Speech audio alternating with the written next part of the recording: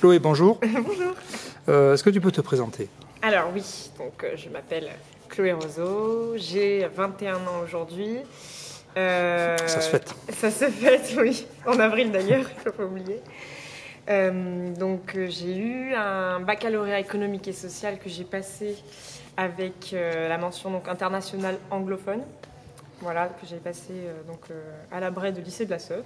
Et de là, un de mes professeurs y travaillant m'a fait parvenir l'idée de intégrer donc Tech Deco, chose que je n'avais pas faite dès le début, puisque je suis partie en faculté, donc à la fac de droit à Bordeaux. Alors, quelles étaient tes motivations pour quitter l'université et rejoindre le DUT? Alors, tout simplement, une fois arrivée à la fac, il me manquait cet aspect assez familial et convivial que j'avais vraiment pas retrouvé là-bas. L'esprit de groupe, le travail en groupe, tout ce qui va être aussi de l'attrait quand même commerce et international, parce que finalement le droit n'a pas été tout simplement ma vocation. Est-ce qu'à Tech Deco, tu as retrouvé ce que tu cherchais? Oui, mais justement, je suis très contente de ma formation à Tech Deco. Donc c'est 2 ans en formation initiale d'ailleurs. Une formation que j'ai choisi de faire volontairement sans l'alternance, puisque je comptais rester dans le cursus général, de là parvenir à un master général. Et finalement, cette année, donc, je suis en licence professionnelle, donc en alternance, toujours sur le pôle Tech Deco, licence e-commerce. Et ton alternance se passe où? Alors mon alternance se passe chez Feed Manager, donc près des Quinconces, et je suis là-bas en tant qu'assistant traffic manager, account manager, donc je gère des budgets clients pour des grands comptes de sites internet. Comment tu as vécu tes 2 années à Tech Deco? Ah, très bien. Très bien. C'est comme ça.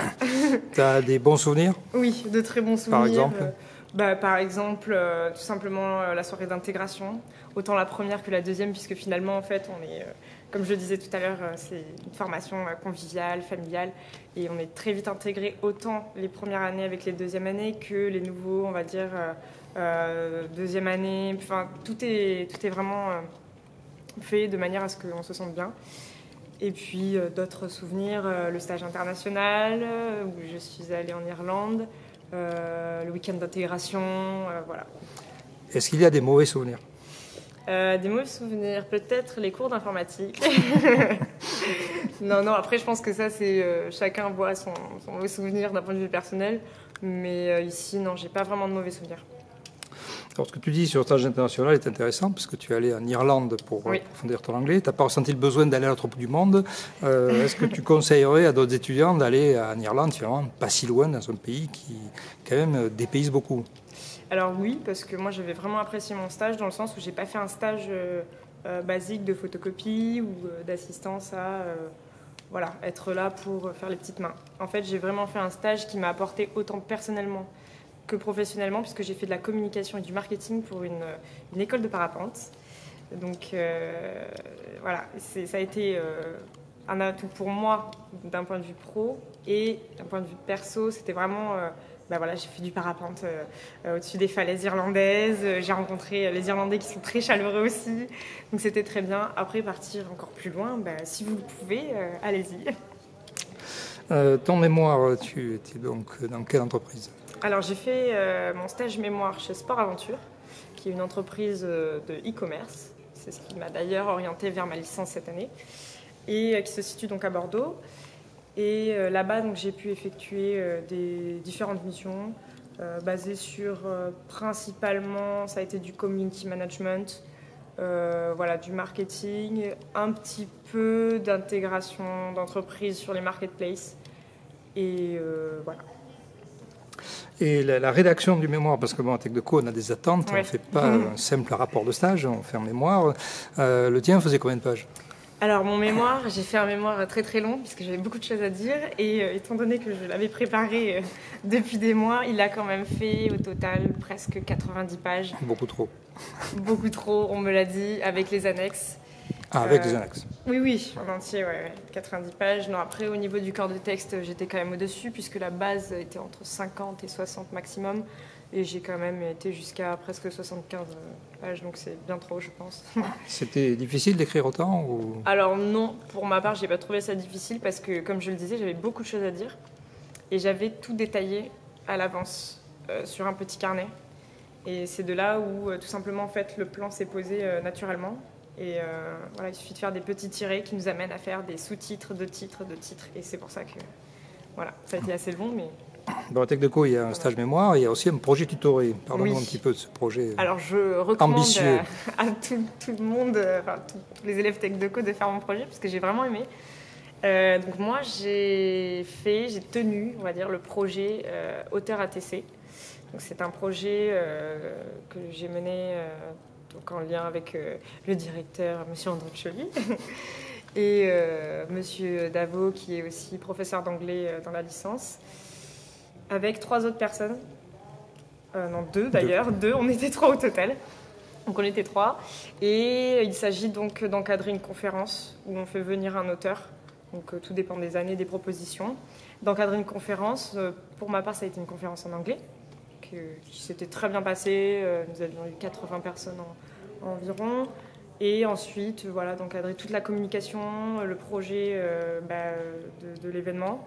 Et derrière, nous avons pu, par la suite, faire un partenariat avec l'Utopia et organiser la venue d'un autre auteur, puis la projection d'un film dans ce lieu. Donc le premier auteur, c'était Jack Adelchan, c'était en relation avec l'Iran Poche. Et bon, ça s'est effectivement très bien passé, puisque cette année, on nous a proposé Deon Meyer, qui est un très grand auteur sud-africain, qui viendra le 12 octobre. Si c'était à refaire, est-ce que tu referais Tech2Co? Oui. Oui. Ah oui, bien sûr. Oui. Oui, et puis je le recommande aussi parce que tout simplement, moi j'arrivais de la fac et j'avais perdu ce côté épanouissant de l'école parce que j'ai toujours été bonne élève, j'ai eu le bac avec une super mention, toujours voilà, chercher l'option qui fait que c'est vraiment bien, c'est top. Et finalement, j'avais plus du tout ressenti l'envie d'aller en cours. Et bon, même si j'ai eu quelques absences ici. Quand même. Bah oui, le lendemain de soirée, parfois. Bon. Voilà, non, mais c'est vrai que justement, moi j'ai vraiment reconnu ce côté assez général qui m'a permis ensuite de me spécialiser dans ma licence et de repartir avec des bases solides, tout simplement. Quels sont tes projets? Alors mes projets là, pour cette année, donc, c'est de vraiment me former sur tout le côté analytics et budget pour les sites e-commerce. Et l'année prochaine, peut-être envisager un master.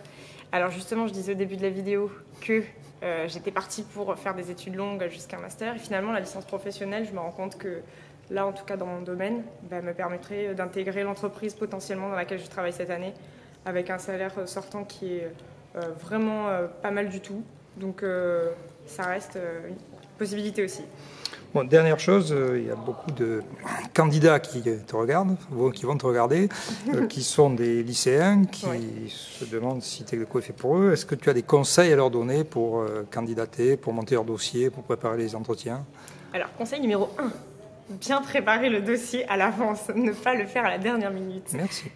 Numéro 2, le copier-coller, ça n'existe pas. Ici, il y a un logiciel qui permet de savoir qui copie-colle. Donc le plagiat, on oublie. Ensuite, bien préparer aussi ses entretiens. Moi, je me souviens que mes entretiens venaient avec une tenue qui soit adéquate à un entretien professionnel. Ici, on ne vient pas faire un entretien pour travailler dans une boutique de chaussures. On vient pour quelque chose qui est vraiment de l'ordre des études, avec des personnes qui, devant nous, en fait, sont là pour recruter parmi 3000 personnes en moyenne.